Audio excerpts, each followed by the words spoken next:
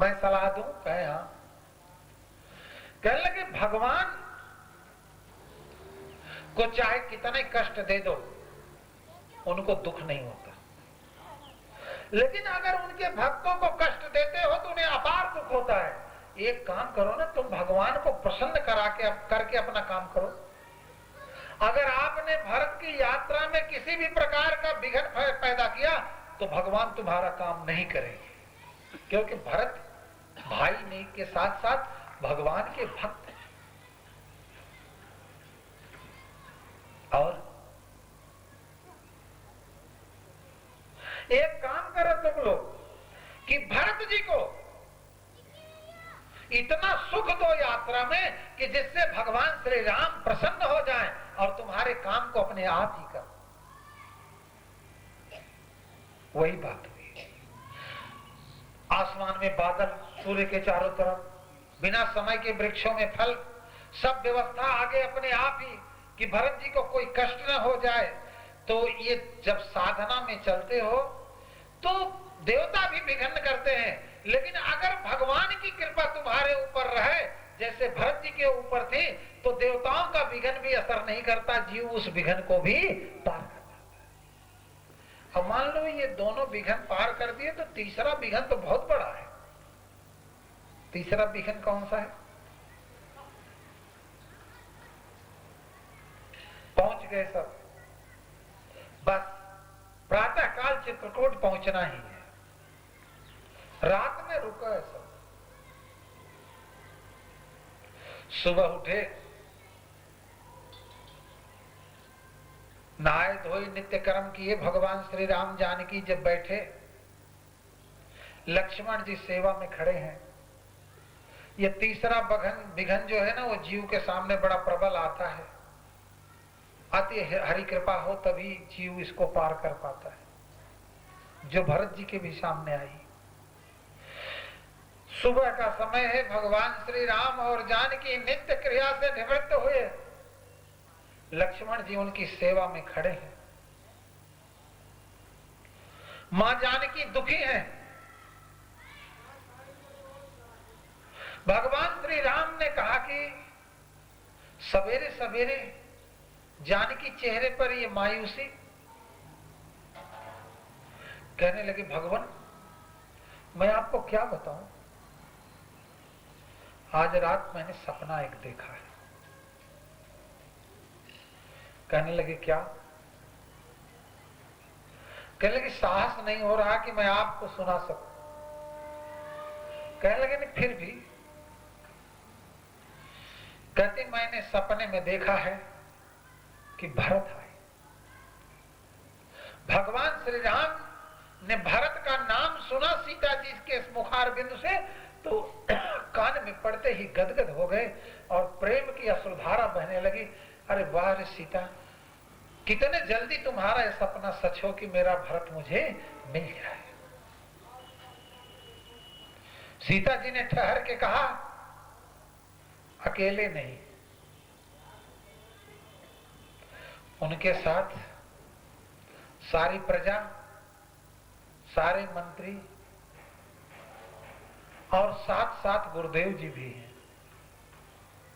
कहने लगे इससे बढ़िया क्या, प्यारा भरत मिले और गुरुदेव के दर्शन हो, इससे अच्छा सपना और क्या आ सकता है। जल्दी हो कि तुम्हारा सपना जो है ना वो सच हो। सीता जी कुछ बोलना चाहती हैं लेकिन आंखों से इतनी तेज आंसू बहने लगी, हिचकी बंध गई। कहने लगे बताओ आगे क्या? कहते आगे ऐसा देखा कि माताएं भी आई हुई। कहने लगे अब और क्या शेष रह गया, इससे बढ़िया हम लोगों को इस जंगल में और क्या हो सकता है।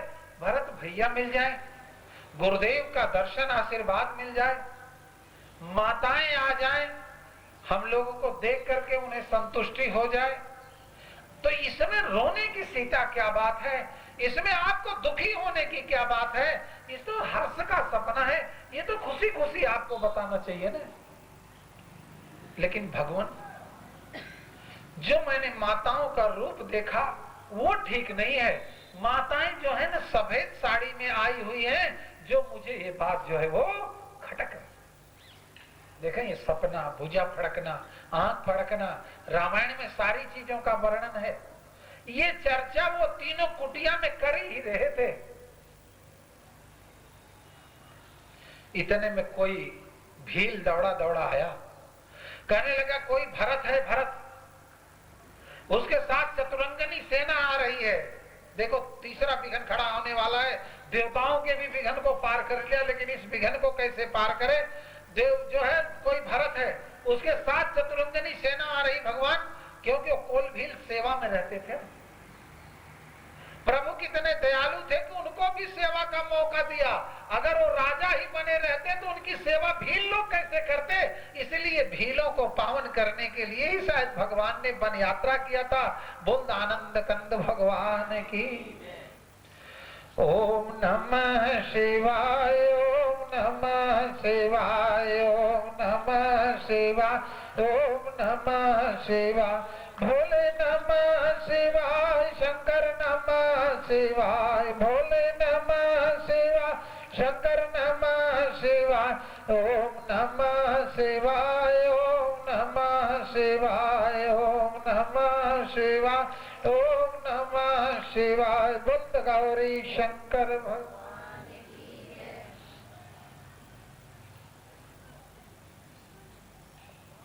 अब भील ने जब ये कहा कि कोई भरत आ रहा है, भगवान श्री राम कहने लगे बहुत खुशी की बात है, अरे वो मेरा भाई है।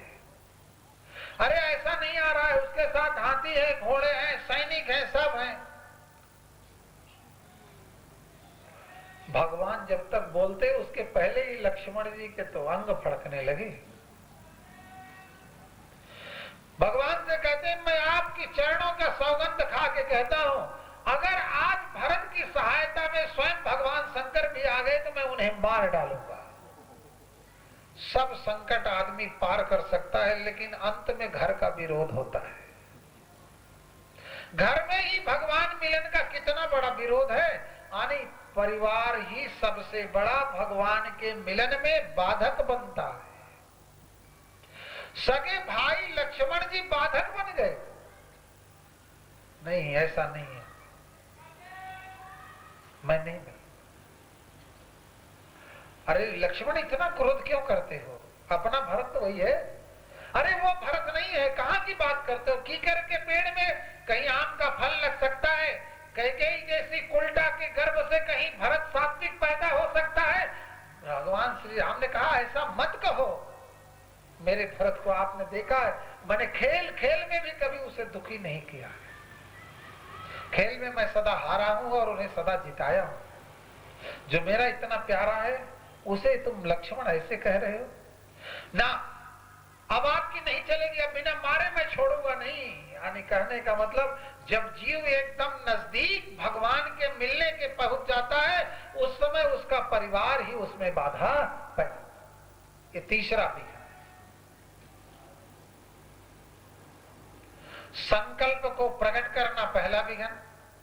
साधना में आगे बढ़ने के बाद देवताओं द्वारा विघ्न पैदा किया जाना, और वो देवताओं से भी जब पार कर लिए ना, तो सगे संबंधी लोग जो हैं जब पहुंचने लगो तब वो भगवान से मिलने में बाधा।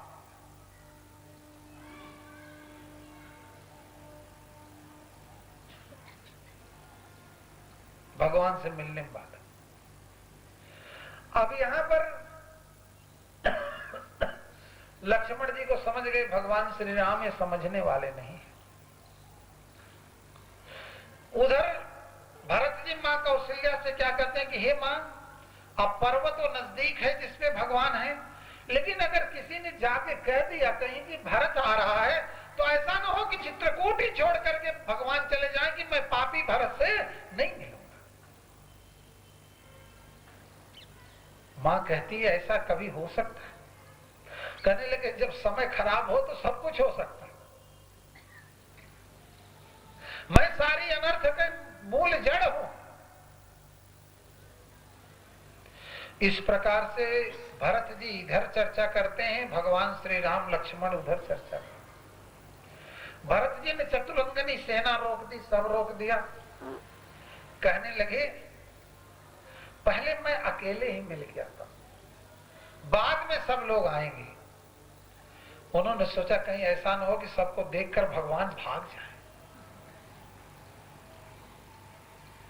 देखो भरत जी के आने का रास्ता क्या है। जब भरत जी आए भक्तों, तो जो झोपड़ी का, जो भगवान की कुटिया थी, उसके सामने का जो दरवाजा था उधर से नहीं आए थे।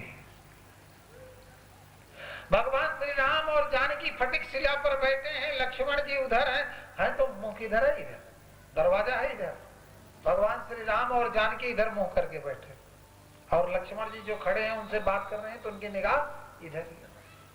यही स्थिति है। भरत जी सामने से नहीं आए। क्यों नहीं आए? कि सामने पढ़ने लायक मेरा मुंह ही नहीं है, तो मैं सामने से कैसे जाऊं? मेरी आंखें जो है ना मिल नहीं पाएंगी। मैं एक काम करता हूं, मैं पीछे के दरवाजे से जाता हूं। भक्तों जब पीछे से भरत जी आए, तो भरत जी ने क्या काम किया कि साष्टांग दरवाजे पर ही लेट गए। बोला नहीं, आवाज नहीं किया, केवल लेट ही गए कि चाहे कब किसी भी समय तो दृष्टि प्रभु की तो मेरे ऊपर पड़ेगी ही पड़ेगी। अब यहां पर भगवान को अंतर्यामी कहा जाता है। भगवान अंतर्यामी है, लेकिन भगवान ये नहीं जान पाए कि मेरे पीछे कौन पड़ा हुआ है। लक्ष्मण जी का मन अब साफ हो गया। जो क्रोध की ज्वाला जल रही थी, भरत को साष्टांग देखते ही शांत हो गई कि हमारा अनुमान गलत था। भरत तो भरत वही है, भक्त है। अंत में लक्ष्मण जी ने ही भगवान से कहा, क्या कहा कि भगवान ये देखो ना, अरे अपना भरत पीछे पड़ा हुआ है, उसे देखो। तो ऐसा लगता है कि भरत को जानते भी होंगे भगवान कि पीछे पड़ा है, तो अपनी चेष्टा नहीं करना चाहते थे कि जो लक्ष्मण अभी गलत समझ रहा था, जब वही लक्ष्मण सही बात समझ करके मुझे भेजेगा, तभी मैं भरत के पास जाऊंगा। और उन्होंने क्या कहा कि भगवान ने भरत का नाम सुनते ही भक्तों ऐसे भागे जैसे गाय बछड़े के पास जाती है। वर्णन आता है कि ये वलकल जो वस्त्र है ना, ये तो पहले तो क्या फेंका, तरकस उठते उठते, और बाद में चलते चलते इस पीतांबरी को फेंक दिया। तो लोग कहते हैं कि आखिर भरत को मिलने जा रहे थे, तरकस फेंक दिया हो कोई बात नहीं, उसके अंदर बाण रहता है, लेकिन इस पीतांबरी को फेंकने की क्या आवश्यकता थी?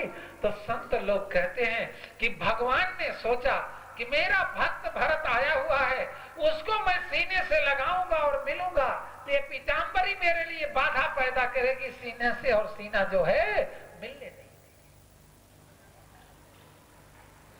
तो भरत सरीस को राम सनेही, भरत सरीस को राम सनेही, जग जप राम राम जप जेही। ये प्रसंग मैंने इस बात पर सुनाया कि रामायण में दो पात्र हैं, मां पार्वती जी और शिवरी। जो साधना करने वाले के लिए बहुत बड़ा अवलंबन उनका चरित्र है, और दृढ़ता जो आती है जीव के अंदर, वो दृढ़ता तभी आती है जब वो शिवरी और मां पार्वती के चरित्र को पढ़ता है और सुनता है। जो शिवरी और मां पार्वती के चरित्र को पढ़ता है, वही गुरुदेव में दृढ़ता करता है। तो गुरु का स्वरूप क्या है? दृढ़ता का। ये तो इसलिए सुनाया कि जब इस पद पर आगे बढ़ोगे तो ये विघ्न तुम्हारे सामने आएंगे ही आएंगे, तो उसमें विचलित नहीं होना है। जब ये विघ्न भरत जी का पीछा नहीं छोड़े, तो हमारा आपका क्या पीछा छोड़ेंगे? जो भरत ने भगवान, वैसे लोग कहते हैं कि भगवान विष्णु का स्वरूप भगवान श्री राम का था, लेकिन अगर उस विषय में हम लोग जाए ना, ग्रंथों के उस विषय में, तो फिर सब क्या कहते हैं कि वो कौन सा शब्द इस्तेमाल किया जाए, सब संशय ही संशय पैदा होता है। एक तरफ कहते हैं कि अंशन सहित ले में अवतारा, मैं अपने अंशों के सहित हे रानी शत्रुपा में अवतार लूंगा। और दूसरे समय जब नामकरण होता है तो नामकरण के समय गुरुदेव वशिष्ठ भरत का नाम क्या रखते हैं कि विश्व भरण पोषण कर जोई ताकर नाम भरत यस होई। भगवान ब्रह्मा सृजन करता, भगवान विष्णु पालन करता और रुद्र जो है ना वो संहार, एक काम। लेकिन यहाँ पर जो है, यहाँ तो भरत के नामकरण में लिखा जा रहा है कि विश्व भरण पोषण कर जोई ताकर नाम भरत है।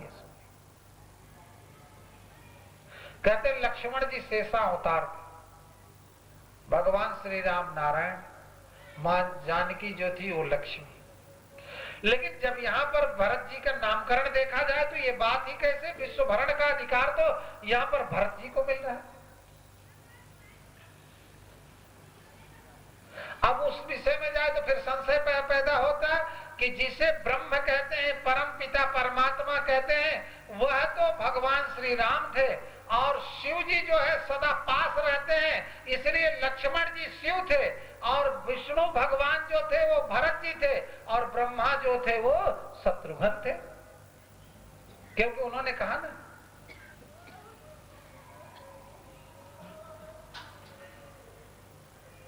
कि मंथरा ने उनसे कहा था कैकेयी से कि अगर मैं कुछ गलत करूंगी तो विधि मुझे सजा देंगे।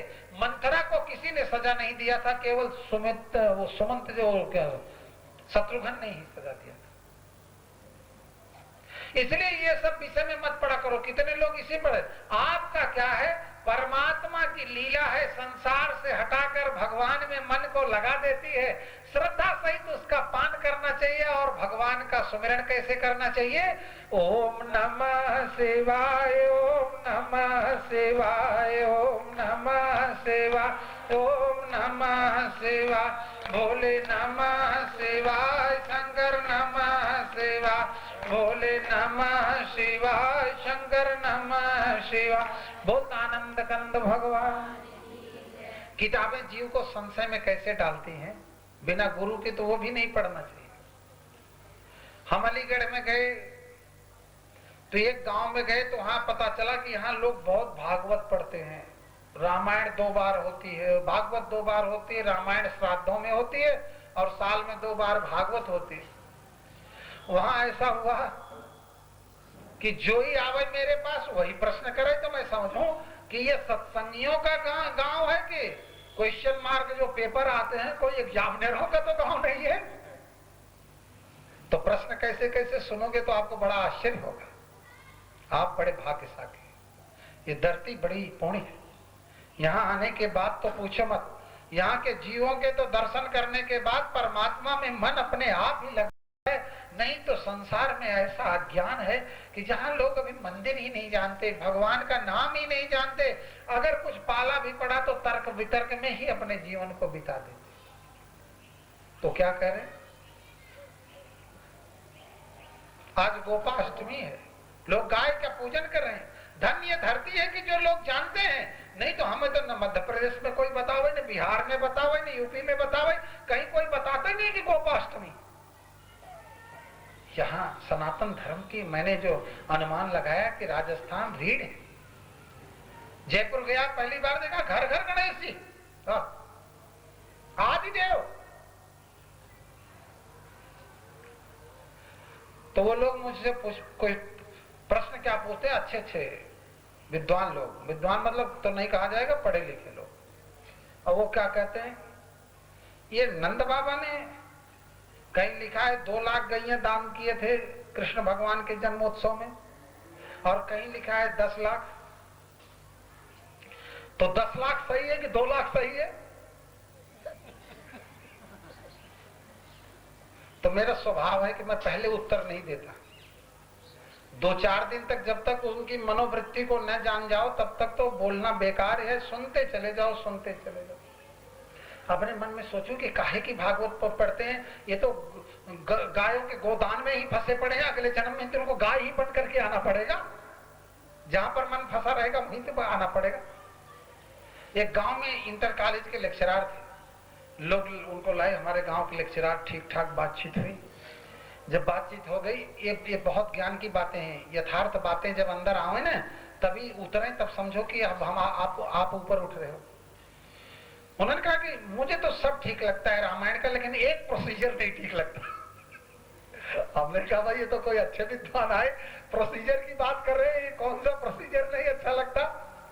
कहने लगे कि मान लीजिए आप शूर्पणखा राम के पास गई, तो राम जी ने लक्ष्मण को प्रेरित करके उसकी नाक क्यों कटवा दी?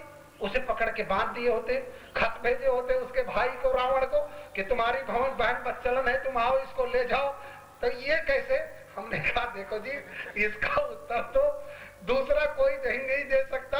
अगर राम जी जिस दिन मिलेंगे तो जरूर पूछूंगा कि आपने नाक क्यों कटवा दिया था, क्योंकि हम लोगों के बस का थी इसका उत्तर ही नहीं। कभी कभी विश्वास करो लेकिन अंधविश्वास मत करो, दोनों में बहुत बड़ा अंतर, विश्वास में और अंधविश्वास में बहुत अंतर। अभिमान मत करो लेकिन स्वाभिमान कभी मत छोड़ो। हर बात पे जो ना अमल करो, विश्वास करो, ग्रंथ पढ़ो, गुरुजी जो बोल रहे हैं हमारी बात पर भी विश्वास मत करो, अपने जीवन में अमल करो। पहले देखो ये क्या सही है कि नहीं सही है।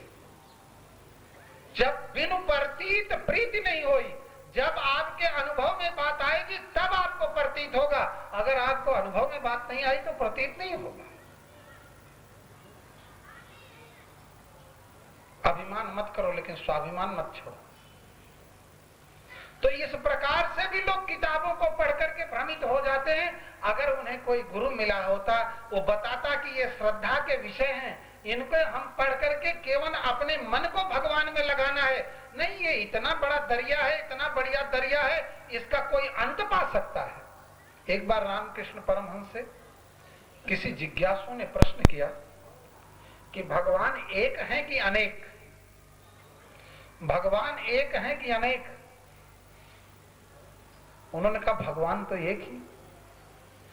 फिर अनेक महापुरुष उनका वर्णन अनेक प्रकार से करते हैं, अनेक महापुरुष उनका वर्णन अनेक प्रकार से।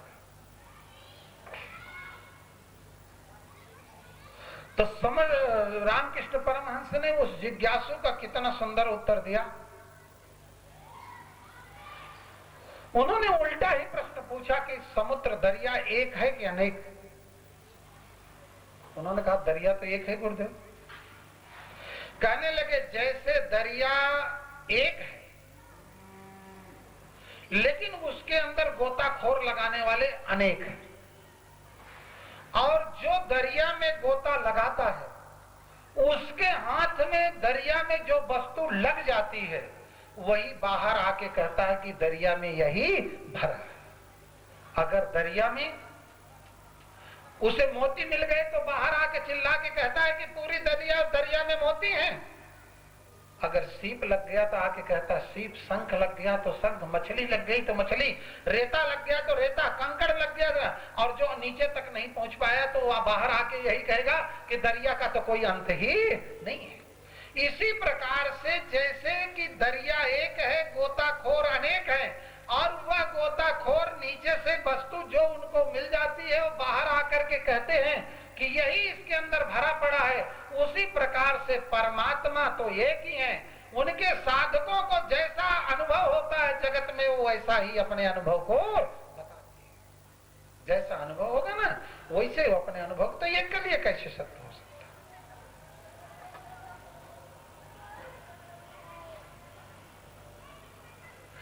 इस प्रकार से जीव को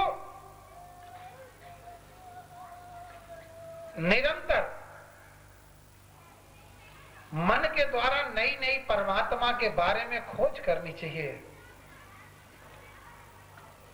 हमारे पुष्पा जी के तो अभी ये परमात्मा खोज के बारे में सुन के आप लोग आज सुबह सुबह एकदम जल्दी आ गई, बहुत जल्दी। प्रभात फेरी से जैसे गया, थोड़ी देर बड़ा अच्छा आनंद आया, बहुत अच्छी थोड़ी देर भक्ति उक्ति हुई, गोपाष्टमी वगैरह थी, गाय वाय का दान उन किया, उसके बाद सब कुछ। उसके बाद एक प्रश्न पूछा कि गुरुजी एक बड़ी भारी समस्या है। हमने कहा बताओ।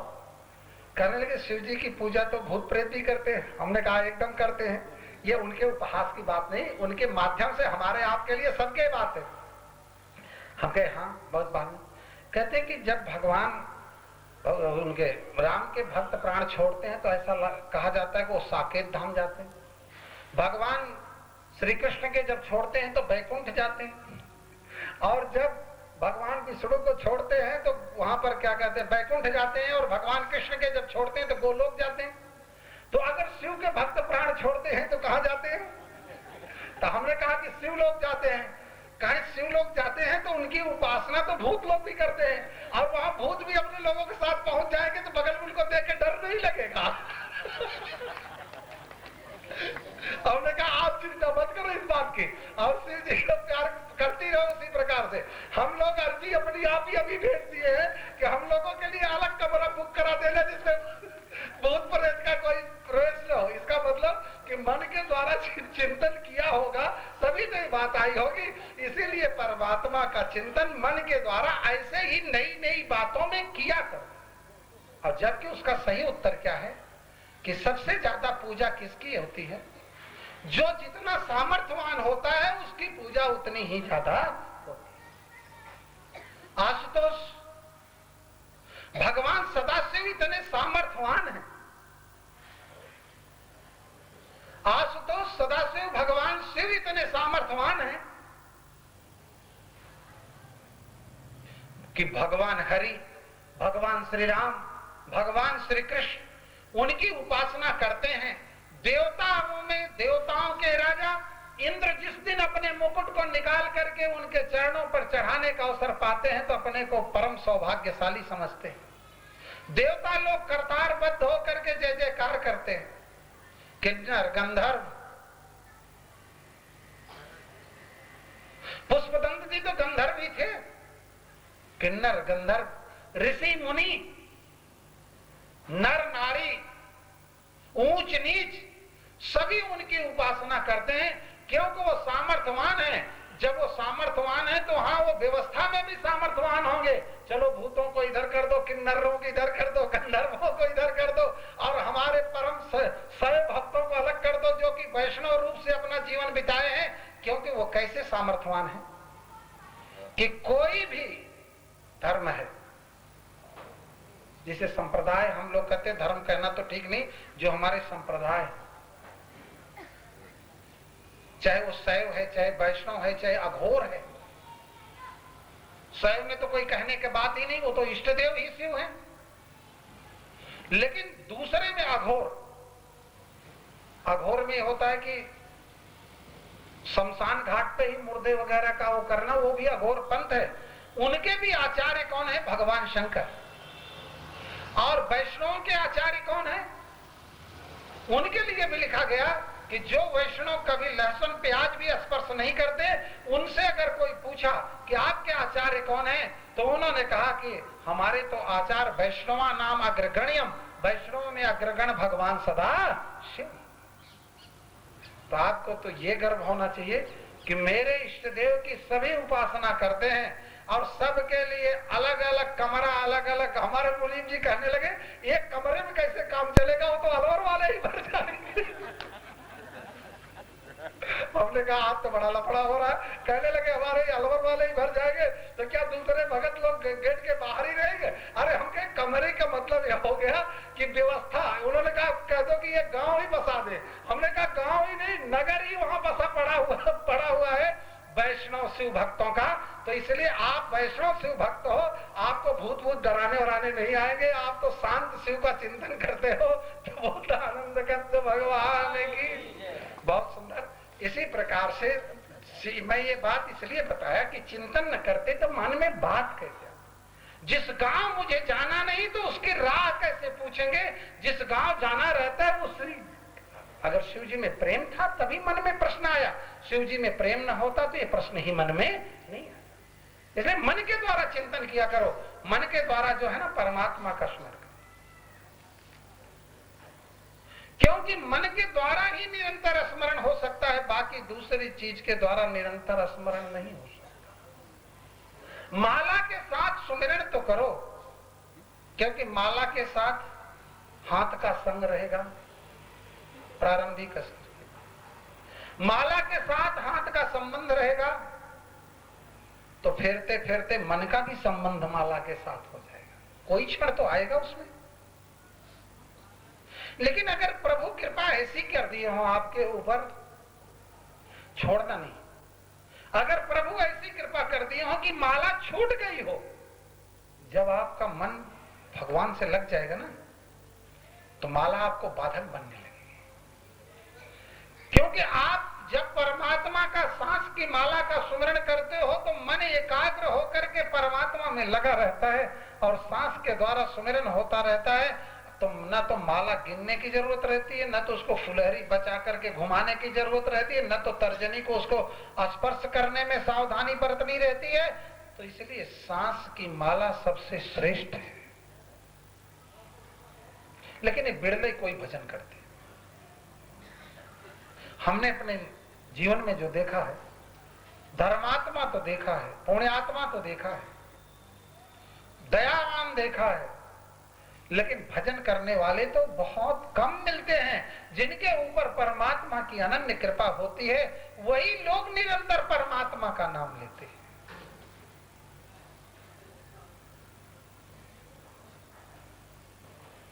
कहते हैं कि तीर्थ नहाए एक फल,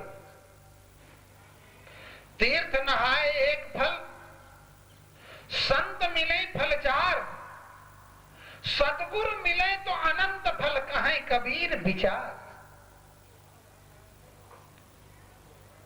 तीर्थ नहाए एक फल का मतलब, एक फल मिला धर्म। धर्म के 4 चरण होते हैं और भगवान शंकर बैल पर बैठते हैं, उनके भी 4 पैर होते हैं। लेकिन धर्म, अर्थ, काम और मोक्ष। तो तीर्थ में स्नान करने से क्या मिला आपको? धर्म। संत मिल गए तो चारों फल मिल गए। लेकिन कबीर साहब कहते हैं कि जब सतगुरु मिल जाए तो अनंत फल मिलता है, जिसको कोई लिख ही नहीं सकता कि कितना फल है, प्राप्त हो जाता है। तो तीर्थ नहाए एक फल, संत मिले फल चार, सतगुरु मिले अनंत फल कहें कबीर विचार।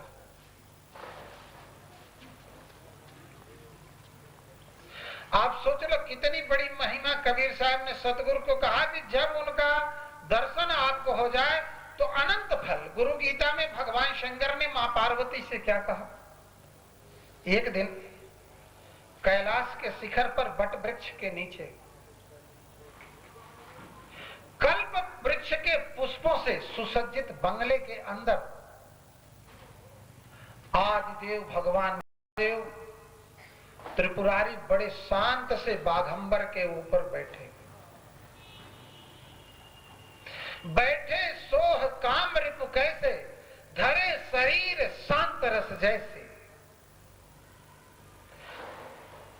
बड़ा सुंदर उनकी छटा, भगवान के ध्यान में मस्त हैं और धीरे धीरे भगवान का सुमिरन करते हुए आंख खोले। जब आंख खोले तो उन्होंने हाथ जोड़ करके नमन किया। जब हाथ जोड़ करके नमन किया तो मां पार्वती की दृष्टि भगवान सदाशिव पर पड़ी कि भगवान सदाशिव हाथ जोड़ करके किसे प्रणाम कर रहे हैं। यह प्रश्न माता पार्वती जी के मन में आया कि तीनों लोग तो इनको नमन करता है, चर और वचर नाग नर देवा, सकल करहि पद पंकज सेवा। इनके कमलवत चरणों की तो सब लोग सेवा करते हैं, लेकिन ये किसकी सेवा करते हैं? उन्होंने अपनी जिज्ञासा रख ही दी। कहने लगे कि पार्वती बहुत सुंदर प्रश्न किया, आज तक इसको पहले किसी ने इस प्रश्न को पूछा नहीं। मैं इसका उत्तर देता हूं, लेकिन एक शर्त लगा दी है कि किसको ये बताना चाहिए, किसको ये मेरी बात समझ में आएगी। शिव जी कह रहे हैं स्कंद पुराण में कहते हैं कि हे पार्वती, मेरी कही हुई बात उसी के समझ में आएगी। मेरी कही हुई बात उसी के समझ में आएगी। किसके? जिसकी ईश्वर में उत्तम भक्ति हो, जिसकी ईश्वर में उत्तम भक्ति हो, और जैसी भक्ति ईश्वर में हो वैसी ही भक्ति सतगुरु में हो, जिसके ये शर्त है उसी की मेरी कही हुई बात समझ में आएगी, दूसरे के समझ में ही नहीं आएगी। तो माँ पार्वती ने सोचा ऐसी क्या बात, तो कहने लगे मैं गुरु को नमन कर रहा था। शिव जी कह रहे हैं, और पहले शर्त लगा दिए कि ये बात उसी को कहनी चाहिए कि जिसके ईश्वर में उत्तम भक्ति हो, और जैसी भक्ति ईश्वर में हो वैसी ही सदगुरु में हो, उन्हीं को समझे। तो अपने श्रीमुख से कहा गुरु महिमा सुनाते हुए कि हे पार्वती, 7 समुद्र पर्यंत तक के जितने तीर्थ हैं, 1 2 नहीं, 7 समुद्र पर्यंत पार कर जितने तीर्थ हैं उनका फल कितना है पता है आपको?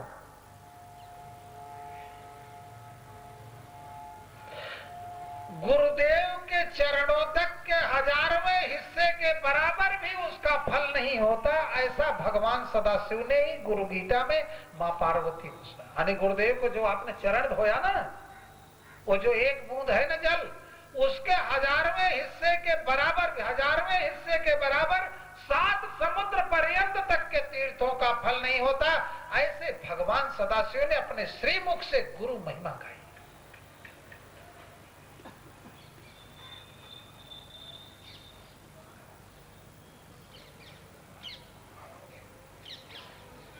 कहते हैं कि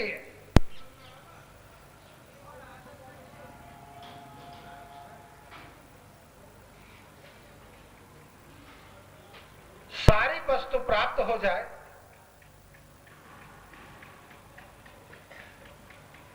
लेकिन अगर गुरु ही नहीं मिले तो आप करोगे क्या? क्योंकि सिकंदर भी जब जाने लगा तो क्या कहा था कि ऐसा करना कि मेरे दोनों हाथ बाहर निकाल देना जिस समय ले जाना, जिससे लोग जानेंगे कि सारे जीवन पर्यंत मैं लड़ता रहा और अंत में खाली हाथ गया। यह ज्ञान तो गुरु ही देते हैं। एक जन्म उस दिन हुआ जिस दिन आप धरती पर जन्मे, एक जन्म उस दिन होता है जिस दिन में आपने गुरुदेव से दीक्षा ली। संतों में उम्र को प्रणाम नहीं है, संतों में अवस्था को प्रणाम नहीं, संतों में उसको प्रणाम करते हैं कि जैसे एक तो 60 साल का है और एक 20 साल का है। 20 साल वाले ने 2 बरस पहले दीक्षा ली है और 60 साल वाले ने आज दीक्षा ली है, तो 60 साल वाले को 2 साल वाले को ही नमन करना पड़ेगा, 2 साल वाला जो है 60 साल वाले को नहीं करेगा। ये संतों में परंपरा है। यानी जन्म तुम्हारा कब हुआ? तुम्हारा जन्म ही तब हुआ जिस दिन से आपने गुरुदेव दीक्षा लिया।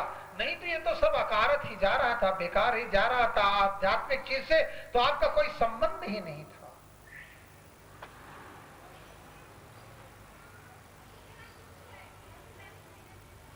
ऐसे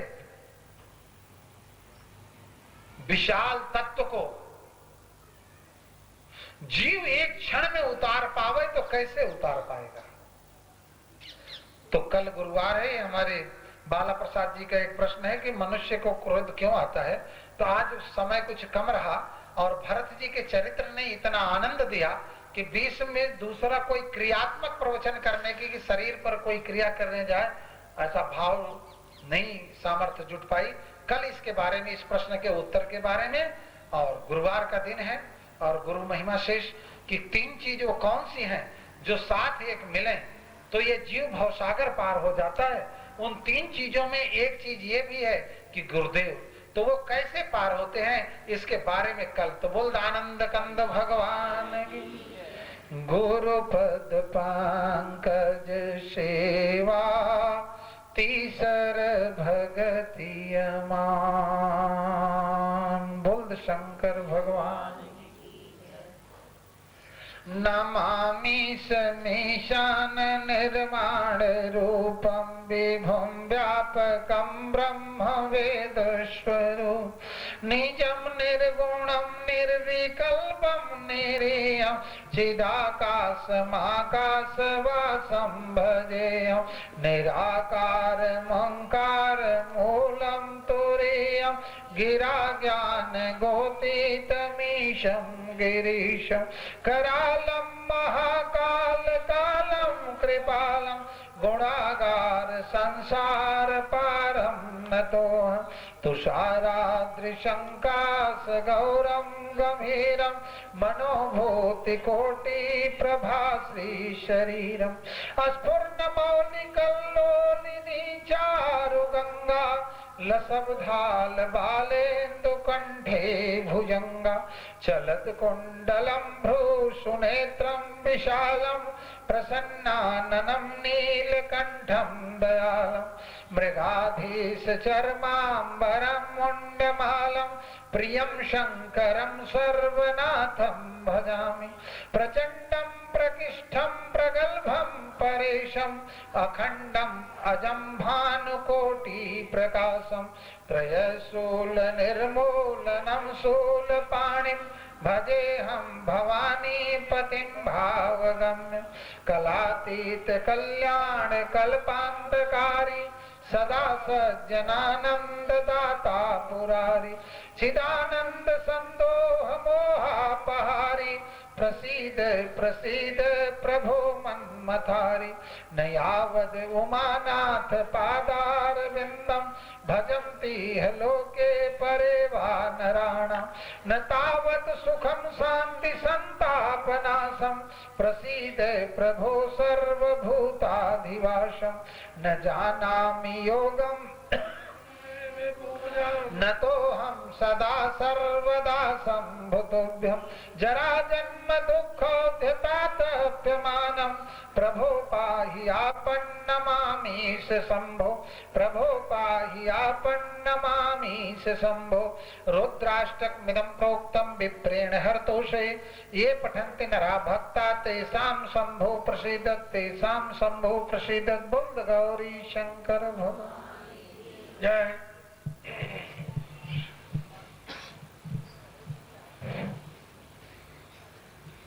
आरती होगी। कल प्रातःकाल प्रभात फेरी के लिए आपको पुनः याद दिला दें, ठीक 5 बजे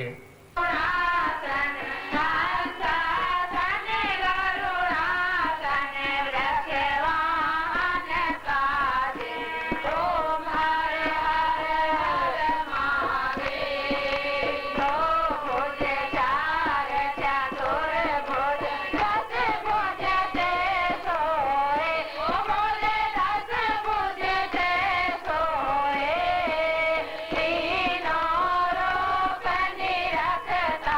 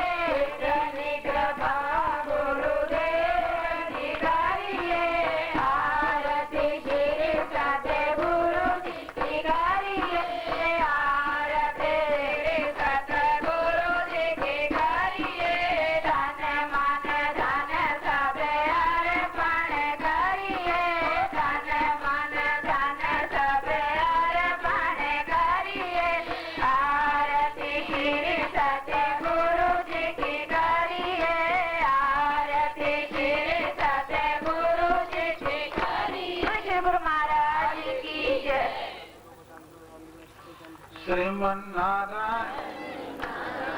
आज कार्यकर्ताओं ने आप लोगों के लिए इधर भी सीढ़ी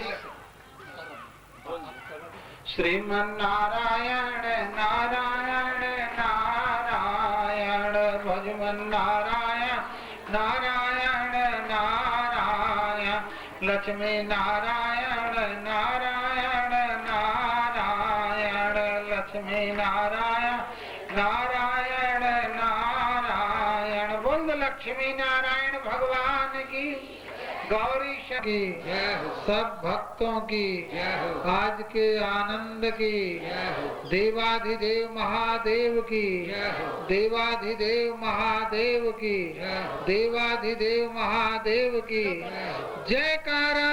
वीर बजरंगे हर हर महादेव। राम राम राम राम राम राम एक, राम राम राम राम राम राम दो, राम राम राम राम राम राम तीन, राम राम राम राम राम राम चार, राम राम राम राम राम राम पाँच, राम राम राम राम राम राम छह, राम राम राम राम राम राम सात, राम राम राम राम राम राम आठ, राम राम राम राम राम राम नौ, राम राम राम राम राम राम दस, राम राम राम राम राम राम ग्यारह, राम राम राम राम राम राम बारह, राम राम राम राम राम राम तेरह, राम राम राम राम राम राम चौदह, राम राम राम राम राम राम पंद्रह, राम राम राम राम राम राम सोलह, राम राम राम राम राम राम सत्रह, राम राम राम राम राम राम अठारह। बोल राम नाम महाराज की। माता च पार्वती देवी पिता देवो महेश्वर बांधवा शिव भक्तास्य।